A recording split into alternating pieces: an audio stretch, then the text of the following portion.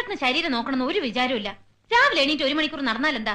ഈ പിളുന്ന തടിയൊക്കെ 1 മാസം കൊണ്ട് മാറിക്കിട്ടും. തലയിൽ എപ്പോഴും ഈ ഫാക്ടറി മാത്രമേ ഉള്ളൂ. എനിക്ക് അത്രേ ഉള്ളൂ. നീ പോയ സുലു.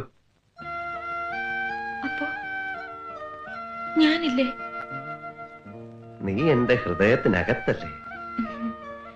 ഇപ്പൊ ചോദിച്ചാ മാത്രം ഇങ്ങനെയൊക്കെ പറയൂന്നായിട്ടുണ്ട്. ആദ്യം മുതലുള്ള എന്റെ ഒരു ആഗ്രഹം പറയട്ടെ സേതോട്ട. ഒരുപാട് വലുതാണെങ്കിൽ പറയണ്ട. അത്ര വലുതൊന്നുമല്ല. ഒരു ഹണിമൂൺ ട്രിപ്പ് ഊട്ടിയിലേക്ക്. ഊട്ടിയാ? നടക്കില്ല. ഒന്നാമത് എനിക്ക് സമയമില്ല. രണ്ടാമത് പിന്നെ ഊട്ടി ഭയങ്കര തണുപ്പാണ്. ഐസ് മഴ വീണ് വീണ് വര വെച്ച് നമ്മൾ ചത്തുപോകും. ആര് പറഞ്ഞു? എന്നിട്ടാണോ ആൾക്കാർ ഊട്ടി ഊട്ടി എന്ന് പറഞ്ഞ് പരക്കം പായുന്നേ?